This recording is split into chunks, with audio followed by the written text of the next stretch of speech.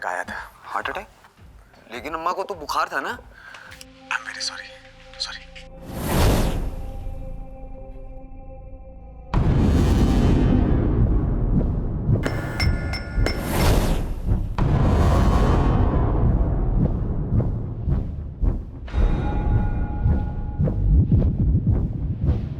दृष्टि, बेटा कुछ कहना है दादी से तो उनके पास जाना, यहाँ से क्या देख रही है? नहीं, अगर मैं उनके पास जाऊंगी तो वो मुझे मार देंगी। आपने देखा नहीं चाकू उनके हाथ में? नहीं बेटा नहीं, हम सब बहुत प्यार करते हैं तुझसे। चाय बना दो? रहने दो। क्या बात है, टेंशन में लग रहे हो?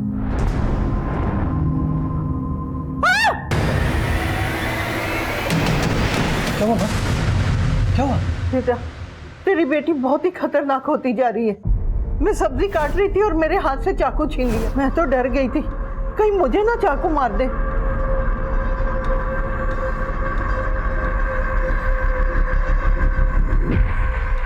मुझे पता है दृष्टि कहाँ छुपी है।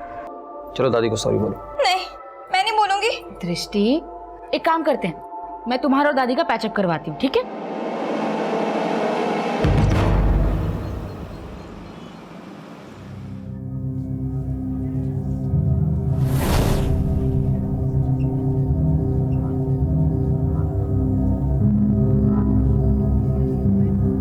प्रिया,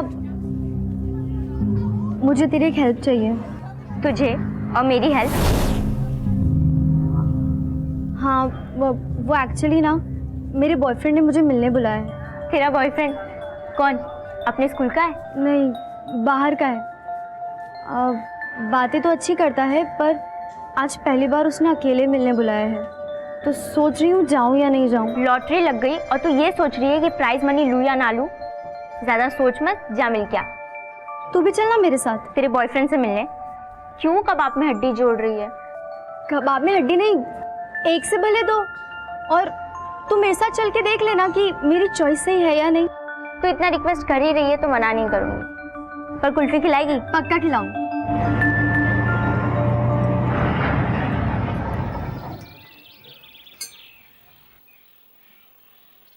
मुझे तो लगा तेरे बॉयफ्रेंड ने तुझे रेस्टोरेंट में बुलाया होगा, पर तू उसके घर पे?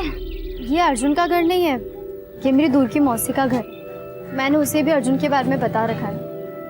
मैंने सोचा बाहर मिलूंगी तो कोई देख लेगा, इसलिए मैंने उसे यहीं बुला लिया। यानी एक की बढ़ के दो नहीं तीन है। तेरी मौसी ने भी उसे पसंद कर लिया है और तू अब भी मेरी सजेशन पे डिपेंड है। तू मेरी बेस्ट फ्रेंड है यार, तेरा सजेशन भी इम्पोर्टेंट है।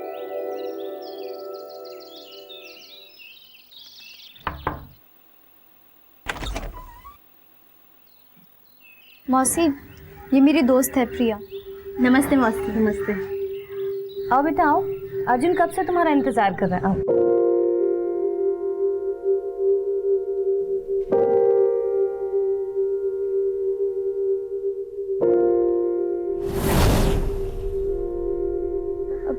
ये मेरी दोस्त है प्रिया। आ जाओ, बैठो।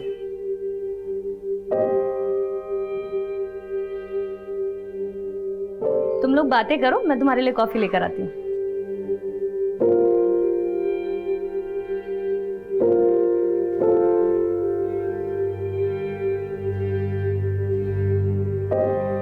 लड़का अच्छा है पर शर्मिला है क्या?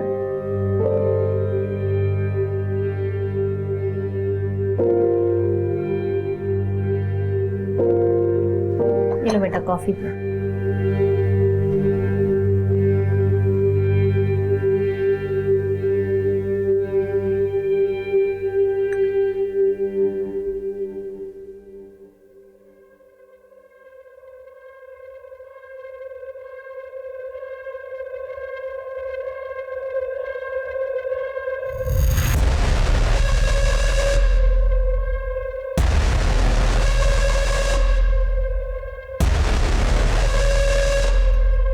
जूही,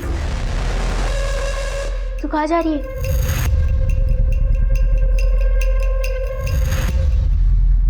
उसने अपना काम पूरा किया और अब तेरा काम शुरू होगा।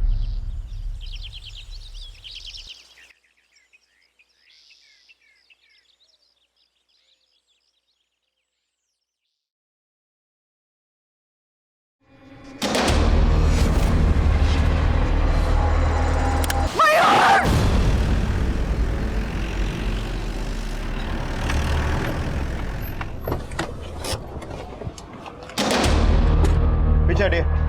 पीछे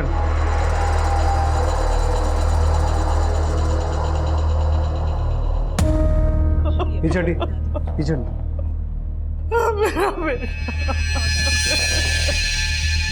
किसी धारदार चीज से मारा गया है।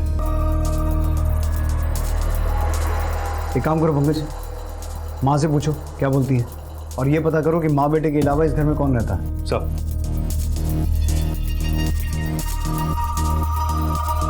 यादव, घर के बाहर या आसपास कोई सीसीटीवी है क्या? और फॉरेंसिक टीम से पूछो कहाँ पहुंची। ओके सर, इस आदमी का नाम मयूर है। यहाँ इसकी माँ के अलावा इसकी बीवी अंकिता और बेटी दृष्टि रहते हैं, लेकिन ये दोनों ही सुबह से गायब हैं।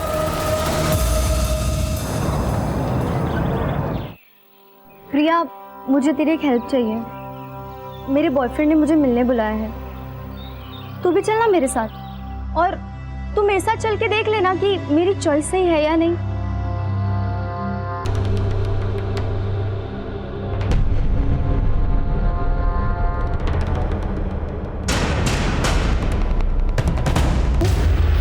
मैं तुझे अपना दोस्त समझती थी और तूने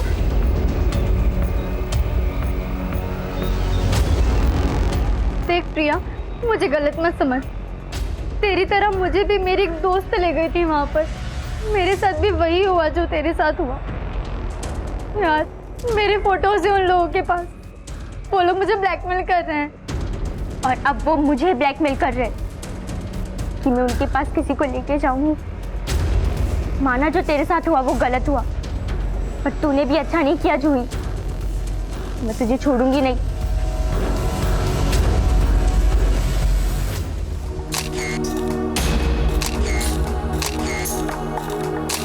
बड़ा खुशहाल परिवार था सर, पर मयूर अपनी बेटी दृष्टि को लेकर बहुत परेशान रहते थे। दृष्टि सिजोफ्रेनिया की पेशेंट थी।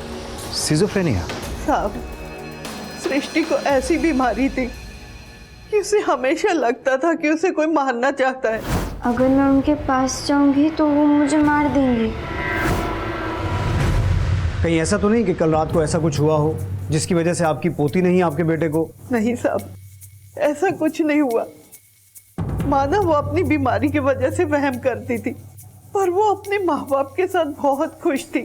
वो तो बाहर वालों से डरती थी। आपके बेटे और बहू के बीच में कोई लड़ाई झगड़ा, कोई अनबन? 18 साल हो गए शादी को, ऐसा कुछ भी नहीं था। पर कुछ दिनों से मयूर बड़ा गुमसुम रहने लगा था। मयूर, आलू गोभी बनाओ या कोई और सब्जी खानी है?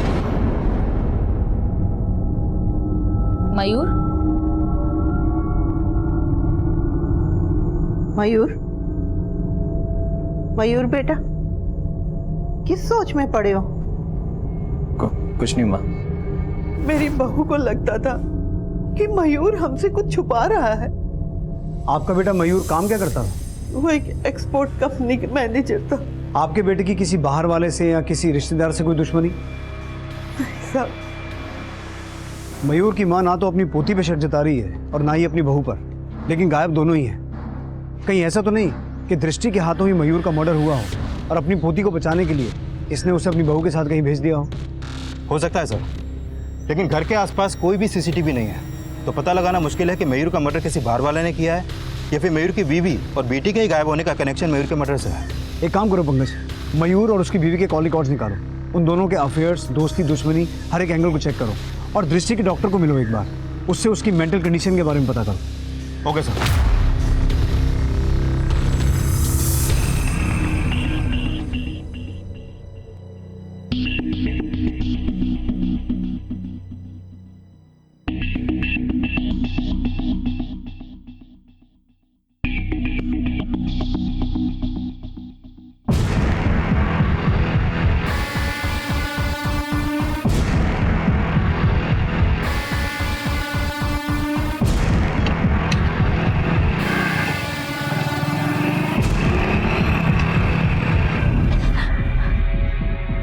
कोटा बहुत छोटा शहर है, तुम हमसे बच के भाग नहीं पाओगे।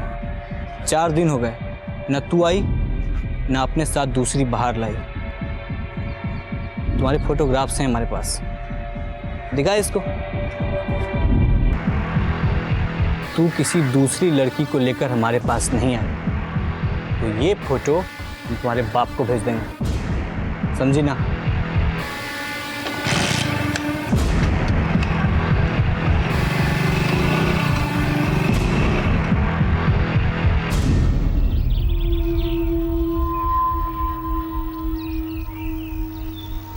हाय, सुनो जूही, जूही सुनना। अरे एक जरूरी बात करनी है तेरे से, सुनना। तू चले जा यहाँ से, वरना मैं चिल्लाऊंगी। चिल्ला? अरे कोटा में सन्नाटा भी गूंजता है, यहाँ चिल्लाएगी ना तो बम फट जाएगा। तेरे फोटोग्राफ्स मेरे हाथ लगे हैं। कौन से फोटोग्राफ्स? आज नहीं तो कल दर्शन देने पड़ेंगे तुम्हें। सर, दृष्टि के काउंसलर ने बताया कि दृष्टि की मेंटल कंडीशन बचपन से ही ऐसी थी। उसका भी कहना है कि दृष्टि को हमेशा ये वहम रहता था कि उसको कोई मार सकता है। तो पंकज, कहीं ऐसा तो नहीं है कि दृष्टि को लग रहा हो कि उसके फादर मयूर उसको मार देंगे, और कोई ऐसी सिचुएशन क्रिएट हुई कि दृष्टि ने मयूर को मारा और अंकिता दृष्टि को लेकर भाग गई? पॉसिबल है सर, क्योंकि अंकिता का फोन मर्डर वाली रात उसके घर के एरिया में ही बंद हुआ। मैंने अंकिता के बारे में पता किया, उसके पेरेंट्स गुजर चुके हैं। जिसमें एक के बाद एक कई लड़कियां शारीरिक शोषण का शिकार बनी थी।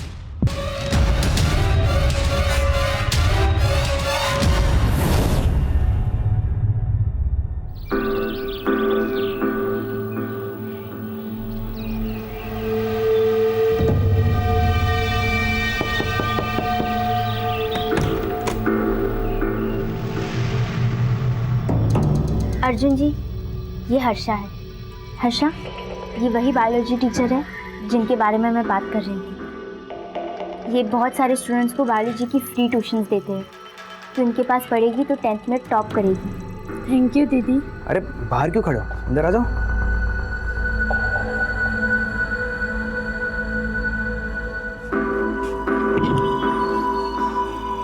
तो तुम मुझसे बायोलॉजी पढ़ना चाहती हो? Yes sir. लेकिन मैं पढ़ाने से पहले अपने स्टूडेंट्स की टेस्ट लेता हूँ, क्या तुम टेस्ट दोगी? Yes sir. ठीक है हर्षा, तो तुम सर को टेस्ट दो, मैं चलती हूँ।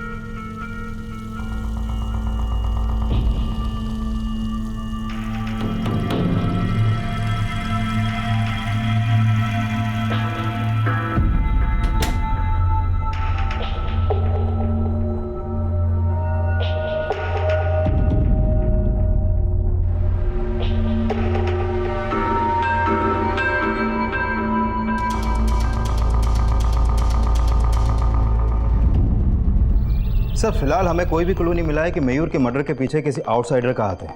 मुझे लगता है कि मयूर की माँ ही हमसे कुछ छुपा रही है। मयूर की माँ को अच्छे से इन्वेस्टिगेट करो, और मयूर और अंकिता दोनों के ईमेल आईडीज और सोशल नेटवर्किंग अकाउंट चेक करो। शायद उनका कोटा से कोई कनेक्शन सामने आए, क्योंकि हमें किसी भी तरह से ये पता लगाना है कि अंकिता और दृष्टि इस वक्त है कहाँ।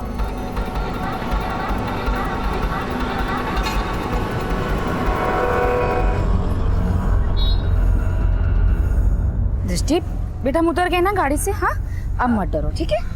चलिए। आप आगे जाओ, मैं आप नहीं। हाँ, आप आगे जाओ, मैं आपके पीछे आऊंगी। हम साथ भी तो चल सकते। नहीं, आप आगे जाओ, मैं आपके पीछे आऊंगी। यू गो गो।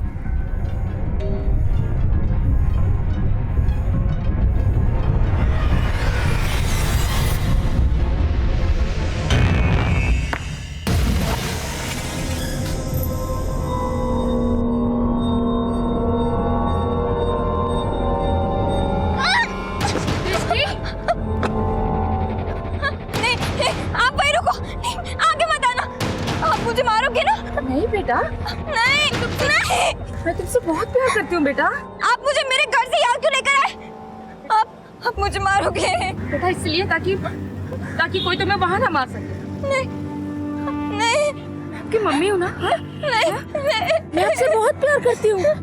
मैं आपसे झूठ क्यों बोलूंगी? खतरा टल गया ना?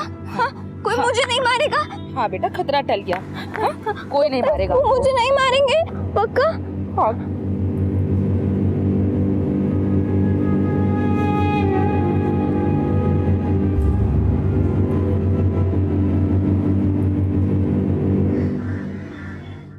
सर, मयूर की मां के कॉल रिकॉर्ड में तो कुछ भी सस्पिशियस नहीं मिला, लेकिन मैंने मयूर का ईमेल अकाउंट स्कैन किया। सर, मयूर की हत्या से कुछ दिन पहले उसको गोविंद आर नाम की एक ईमेल आईडी से मिला आया था। ये देखिए सर। कैसे हो मयूर जी? आजकल मेरा फ़ोन नहीं उठा रहे, कोटा कब आ रहे हो? देर मत कीजिए, नहीं तो मामला बिगड़ सकता है। तो ये गोविंद आर मयूर को कोटा बुलाना चाहता था, लेकिन ये किस मामले के बिगड़ने की बात कर रहा है? सर, इस गोविंद आर नाम की ईमेल आईडी से मयूर को सिर्फ एक ही मिला आया था। पंकज, हो सकता है ये गोविंद आर वही आदमी हो जो कोटा के पीसीओ से मयूर को कॉल करता था। इसका आईपी एड्रेस निकालो। हो सकता है इसका मयूर के मर्डर से कोई कनेक्शन हो और ये अंकिता और दृष्टि के बारे में कुछ जानता हो।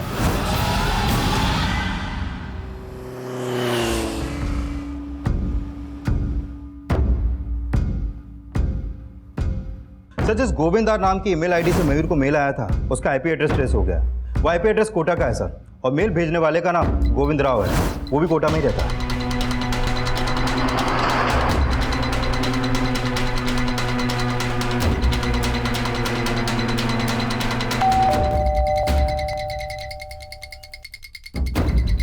जी, गोविंद राव जी हैं? आप लोग कौन है? आप जरा गोविंद राव जी को बुलाइए। लगता है आप कोटा से नहीं। जी हाँ, हम स्पेशली दिल्ली से उन्हें मिलने के लिए आए हैं। आप उन्हें बुलाइए, हम अपना इंट्रोडक्शन खुद दे देंगे उन्हें। मेरे पति गोविंद कोटा में सच्ची खबरें नाम से एक साप्ताहिक पत्रिका चलाते थे।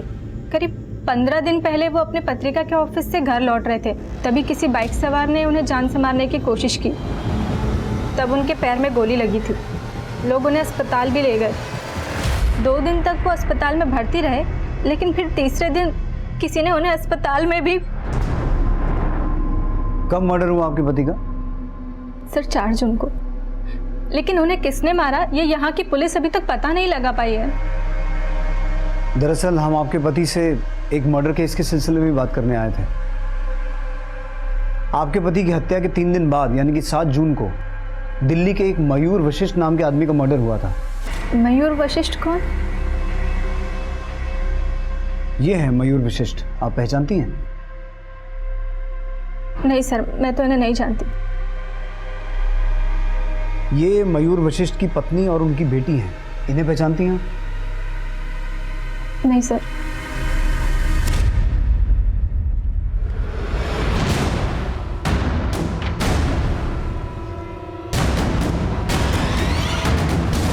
मम्मा, आप मुझे दिल्ली से यहाँ क्यों लेकर आई हैं? आप मुझे कहाँ लेकर जा रही हैं?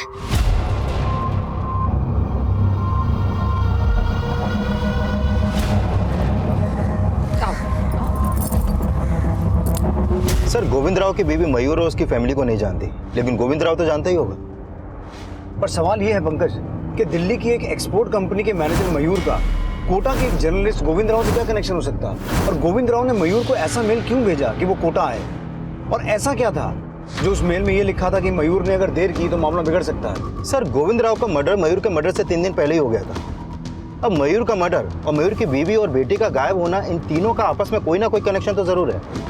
तभी तो गोविंद राव के आईडी से मयूर को मेल गया। एक काम करते हैं पंकज, गोविंद राव के मर्डर केस को इन्वेस्टिगेट कर रही पुलिस टीम से मिलते हैं। शायद उनसे हमें मयूर और उसकी फैमिली के बारे में कुछ पता चले। सर,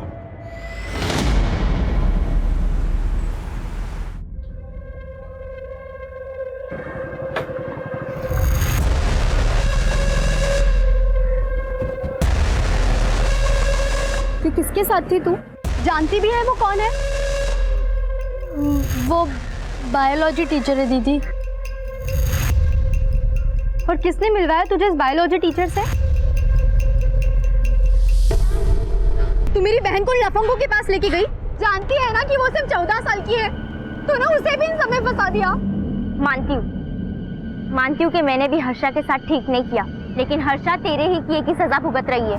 तूने मुझे फंसाया और मुझे तुझ पे इतना गुस्सा आया कि मैंने तेरी बहन को फंसा दिया। गुलाब, जूही, चंपा, चमेली, एक के बाद एक कोटा के सारे फूल मसले जा रहे हैं। देख जूही, मुझे गलत मत समझ। अरे मैं कोई कैक्टस थोड़ी हूं। अब कामदेव मुझ पर इतना ज्यादा प्रसन्न है तो मैं क्या करूं? तू मेरे साथ सोना चाहता है? सोना नहीं बेवकूफ, मैं तेरे साथ जागना चाहता हूं। ठीक है, लेकिन उसके बदले में तुझे मुझे वो सारे फोटोज दिखाने होंगे जो वो लोग तुझे बनवाने के लिए देते हैं।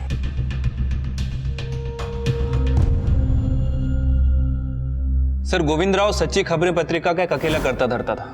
एडिटर, पब्लिशर, रिपोर्टर, हर काम वही किया करता था। लेकिन उसे खबरें छापने से ज्यादा लोगों को ब्लैकमेल करने में इंटरेस्ट था। हाँ सर, अगर उसे किसी के खिलाफ कोई खबर मिलती तो उसे छापने की बजाय वो उसे ब्लैकमेल करने लगता। पहले हमें लग रहा था कि गोविंद राव के मर्डर के पीछे इनमें से किसी का हाथ हो सकता है, लेकिन हमने इंक्वायरी की, किसी के खिलाफ कुछ मिला नहीं। गोविंद राव ने मयूर को एक मेल भेजा था, उसमें उसे कोटा बुला रहा था और उसमें ये लिखा हुआ था कि अगर मयूर ने देर की तो मामला बिगड़ जाएगा। कहीं ऐसा तो नहीं कि गोविंद राव मयूर को किसी मामले में ब्लैकमेल कर रहा था? हो सकता है सर, लेकिन हमें मयूर और गोविंद इन दोनों के बीच कोई कनेक्शन नहीं मिला। कनेक्शन तो होगा, इसीलिए तो गोविंद ने मयूर को मेल किया था। एक काम करो पंकज, मयूर और गोविंद इन दोनों की बैंक स्टेटमेंट्स को टैली करके देखो। हो सकता है मयूर ने गोविंद के अकाउंट में कुछ पैसा ट्रांसफर किया हो जिसका कनेक्शन उस ब्लैकमेलिंग से हो। Okay sir.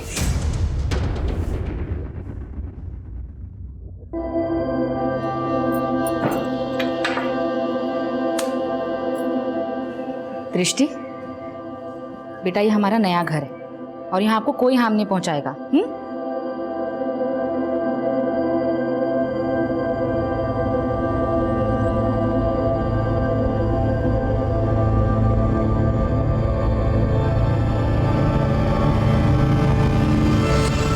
अर्चा, एग्जाम आने वाले हैं ना? पढ़ाई वगैरह कैसी चल रही है? अच्छी चल रही है। 10 के बाद ना तू साइंस लेना। मैं चाहता हूँ कि तू डॉक्टर बने। तुम्हारी बहन जूही ये तो पढ़ाई में कुछ ध्यान देती नहीं है। तू अपने पापा का नाम ज़रूर रोशन करना।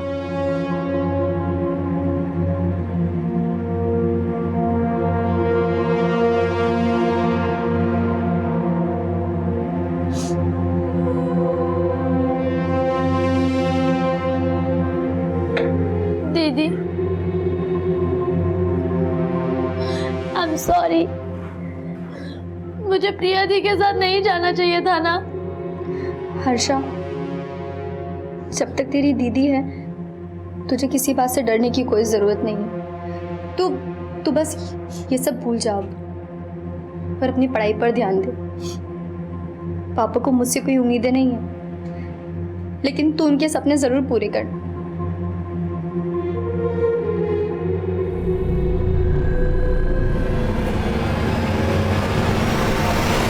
सर, मैंने गोविंद राव और मयूर दोनों के बैंक स्टेटमेंट टैली किए, लेकिन ऐसा कोई भी क्लू नहीं मिला जिससे लगे कि मयूर गोविंद को पैसे ट्रांसफर करता था।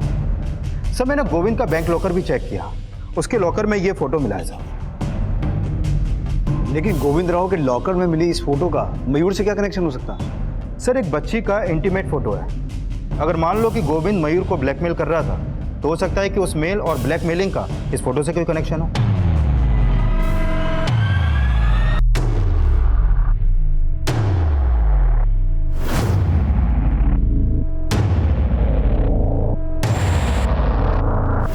सर, ये एक लेटर आया आपके।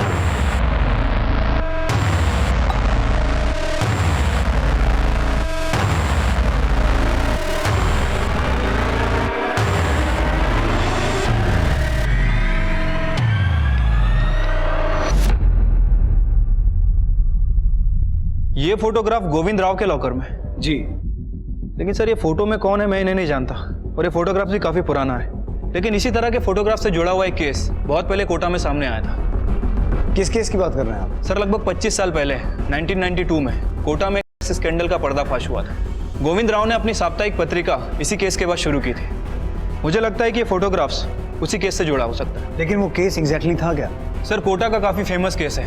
1992 में यमुनानगर पुलिस स्टेशन को एक अज्ञात लेटर आया था। उस लेटर में यह लिखा हुआ था कि कोटा के बहुत सारे लड़के कोटा की मासूम बच्चियों को मोलेस्ट कर रहे हैं। और सर, उस लेटर में दी हुई इन्फॉर्मेशन के आधार पर यमुनानगर पुलिस स्टेशन ने बहुत सारी गिरफ्तारियां भी की थी। सर जैसे जैसे इस केस का खुलासा होता गया, बहुत सारे चौंकाने वाले तथ्य सामने आते गए। बता, और सच बता। सर, हमने एक बार लड़के लड़की को गार्डन में करते हुए देख लिया था सर। हमने उनकी फ़ोटो खींची सर। हम फोटो को दिखा के उस लड़की को ब्लैकमेल करने लगे। अब अगर तू चाहती है कि तेरे फोटोज तेरे माँ बाप तक ना पहुँचे तो तू तेरे जैसी खूबसूरत लड़की को मेरे पास लेकर आ। सर उसके बाद जो कोई भी लड़की हमारे पास आती, हम उसके सामने वही शर्त रखते थे। तुम तीनों के अलावा और कौन कौन था जो उन लड़कियों का शारीरिक शोषण करता था? और सर उन 3 लड़कों के बयान के आधार पर बहुत सारे लड़कों की गिरफ्तारियां भी हुई। सर इस केस में लगभग 100 से ज़्यादा लड़कियां विक्टिम थी और बहुत सारी लड़कियों ने सुसाइड भी कर लिया था।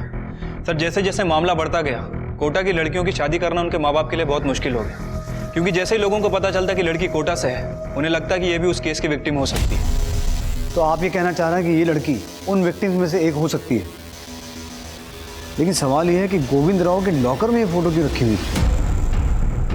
सर अगर गोविंद इस फोटो के बेसिस पे मयूर को ब्लैकमेल कर रहा था, तो हो सकता है कि वो 25 साल बाद भी इन तीनों के टच में होगा। सर ये फोटो देखिए, इसमें 2 लड़के हैं और दोनों के चेहरे प्रोफाइल में, और इसीलिए गोविंद मयूर को ब्लैकमेल कर रहा था।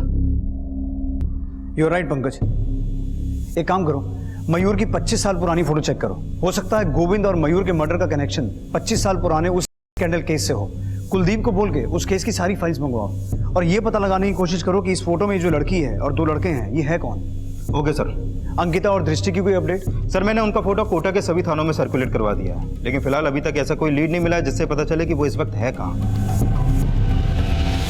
अंकिता और दृष्टि अब भी पुलिस की पहुंच से दूर थे, लेकिन मयूर की मां इस बात से वाकिफ थी कि वो कहाँ है, या कुछ ऐसा था जो वो खुद पुलिस से छिपा रही थी। अब पुलिस मयूर और गोविंद मर्डर केस की गुत्थी सुलझाने के लिए 92 में सामने आए कोटा सेक्स स्कैंडल की फाइल्स के पन्ने पलट रही थी, और जल्द ही कुछ नए समीकरण सामने आए। सर जिस बच्ची और 2 लड़कों की फोटो गोविंद के लॉकर में मिली थी, उसमें मयूर नहीं है। मैंने मयूर के 25 साल पहले की फोटो चेक की और इस तरीके की कोई भी फोटो 1992 के कोटा सेक्स स्कैंडल केस की फाइल्स में भी नहीं मिली है। लेकिन पंकज, ये फोटो लग तो इसी पीरियड की रही है।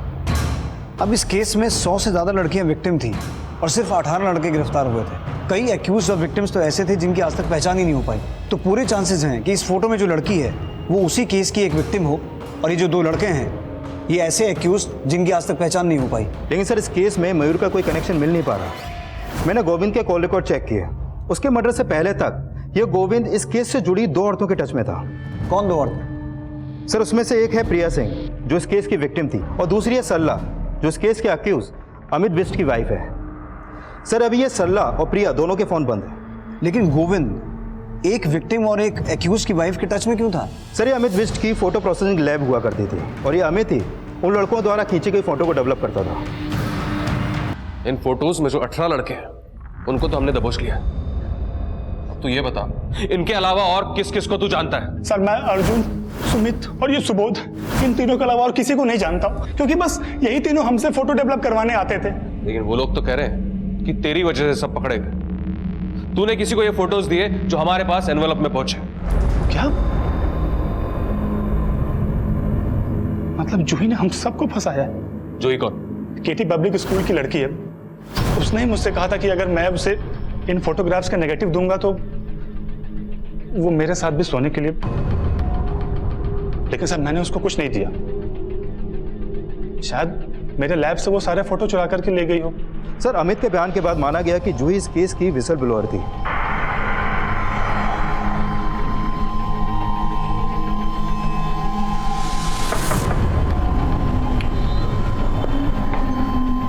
जूही यहीं रहती है?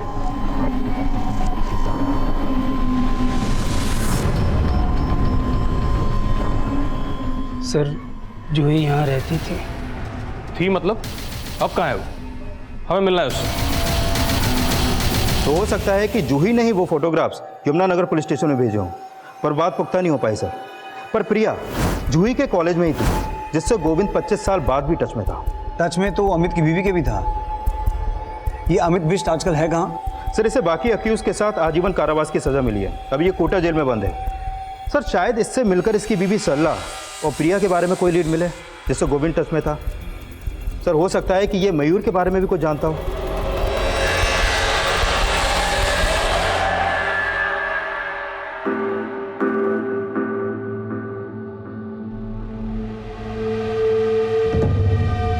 साहब, पिछले 25 साल से मैं इस चार दीवारी में बंद हूं। मुझे क्या पता होगा कि ये कौन लोग हैं। इस लड़की को और 2 लड़कों को तो पहचानता होगा, क्योंकि 25 साल पहले ये फोटो तूने ही डेवलप किया था। नहीं साहब, मैं इनको नहीं जानता। एक बात बता, तेरी बीवी गोविंद राव के टच में क्यों थी? साहब, 25 साल से यही काल कोठरी मेरी जिंदगी है। बाहर मेरी बीवी किससे मिलती है, क्या करती है, मुझे क्या पता होगा। सर, बाकियों ने भी उस लड़की और 2 लड़कों को आइडेंटिफाई नहीं किया। सर, क्या वाकई में इस फोटो का 25 साल पुराने स्कैंडल से कोई कनेक्शन हो सकता है? और मुझे इस फोटो का मयूर से भी कोई कनेक्शन नहीं मिल पा रहा। अब ये समझना मुश्किल है कि गोविंद इस फोटो के लिए ही मयूर को ब्लैकमेल कर रहा था या फिर कहानी कुछ और है। लेकिन पंकज, मुझे स्ट्रांगली लग रहा है कि अमित उस फोटो में मौजूद लड़की और दोनों लड़कों को पहचानता है, लेकिन किसी वजह से बता नहीं रहा है।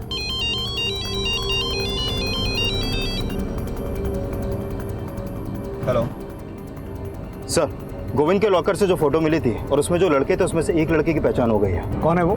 पुष्कर का एमएलए किशोर दीवान।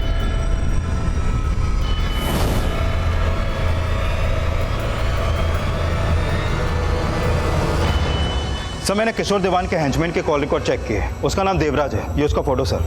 सर, 1 जून को जहां पर गोविंद राव पर हमला हुआ था वहां पर इसका फ़ोन एक्टिव था, और 4 जून को जिस हॉस्पिटल में गोविंद राव का मर्डर हुआ वहां पर भी इसका फ़ोन एक्टिव था। फिर तो पूरे चांसेस हैं कि गोविंद का मर्डर इस देवराज ने किया हो।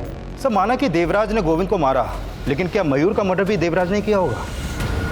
अब ये तो देवराज ही बताएगा कि मयूर के मर्डर और मयूर की बीवी और बेटी के गायब होने का क्या चक्कर है। उठा के लाओ इसे।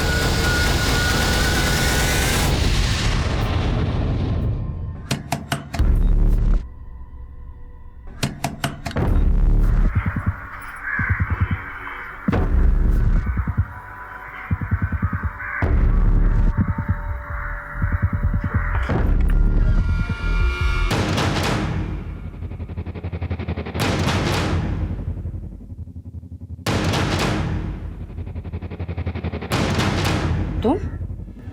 तुझे क्या लगा कौन है? अच्छा ये बता, मुझे क्यों बुलाया यहाँ? अंदर तो आओ। ये तेरी बेटी है? बहुत ही सुंदर है। बोल। सर, मानते नेताजी कहने पे गोविंद राव को मैंने मारा, लेकिन मयूर वशिष्ठ को मैं नहीं जानता और उसके मर्डर में मेरा कोई हाथ नहीं है। तेरा नहीं तो तेरे नेताजी का हाथ होगा। वैसे तेरे कबूलनामे के बाद नेताजी का कबूलनामा छाप सकते हैं। कुलदीप जी सर, नेताजी का अरेस्ट वारंट निकलवाओ। ठीक है सर।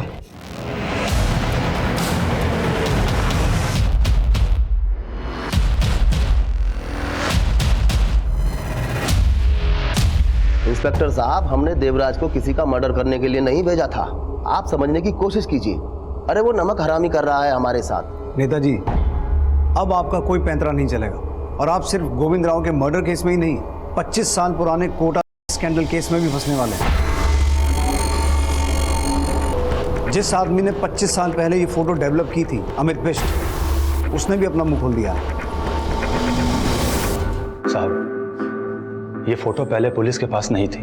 इसकी नेगेटिव मैंने घर में छुपाकर कहीं रख दी थी, लेकिन कुछ समय के बाद जब मैंने अखबार में देखा कि किशोर दीवान एमएलए का इलेक्शन जीत लिया था, तब मुझे ख्याल आया। मैंने सोचा कि वो पिछले 25 साल से बाहर ऐश कर रहा है और हम लोग यहाँ जेल में सड़ रहे हैं। इसलिए मैंने अपनी बीवी को मिलने के लिए बुलाया और मैंने बोला कि वो किशोर दीवान की फ़ोटो गोविंद राव को दे दे ताकि वो उसको ब्लैकमेल कर सके, और जब मैं यहाँ से निकलूँ तो मेरे पास कुछ पैसे हो। अमित बिष्ट की बीवी ने ये फोटो गोविंद राव को दी थी, और गोविंद राव इसी फोटो के लिए आपको ब्लैकमेल कर रहा था, और इसीलिए आपने देवराज को बोलकर गोविंद राव का मर्डर करवा दिया। अब चुप मत बैठिए, ये बताइए ये लड़की कौन है, और इस फोटो में आपके साथ ये दूसरा आदमी कौन है? सर, इस लड़की को मैं नहीं जानता, लेकिन इसे प्रिया लेकर आई थी हमारे पास। और ये दूसरा आदमी कौन है? सर, इसका नाम अमजद है और ये बहुत ही रईस बाप की औलाद है। और जैसे ही स्कैंडल सामने आया, इसके बाप ने अमजद को यूएसए भेज दिया था, और तब से सर ये वही है।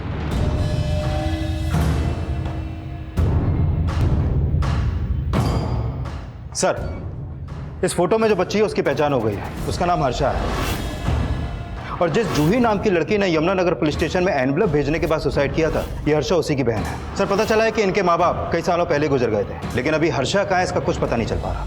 लेकिन इस लड़की हर्षा और अमजद का मयूर से कोई ना कोई कनेक्शन तो होगा। किशोर ने हमें बताया कि हर्षा को उसके पास प्रिया लेके आई थी। प्रिया के बारे में कुछ पता चला?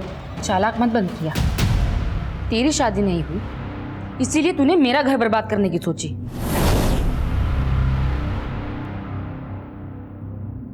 पच्चीस साल पहले भी तूने ही मेरी जिंदगी खराब की थी और 25 साल बाद भी तूने ही मेरा घर उजाड़ा।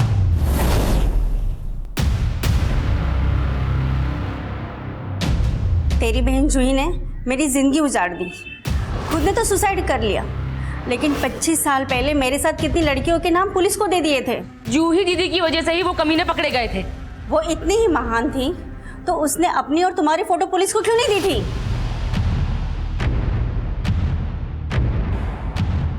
मैंने तेरे पति को कुछ नहीं बताया, वो गोविंद राव ने उसको ब्लैकमेल किया होगा। हर्षा सुन तो मेरी बात। जूही दीदी के सुसाइड के बाद पापा ने मुझे मेरे मौसा मौसी के यहाँ माधवपुर भेज दिया। जूही दीदी के जाने के गम में पापा की भी मौत हो गई। मेरे मौसा मौसी ने मुझे नया नाम दिया, पहचान दी, क्योंकि वो जानते थे कि कोटा की लड़की होना मेरा भाग्य कभी नहीं बदल सकता। उन्होंने मुझे पढ़ाया, मयूर से मेरी शादी की, लेकिन जो कुछ भी मेरे साथ हुआ मैं वो सब कभी भूल नहीं पाई। और इसी स्ट्रेस की वजह से मैंने एक ऐसी बेटी को जन्म दिया जो बचपन से ही स्किज़ोफ्रेनिया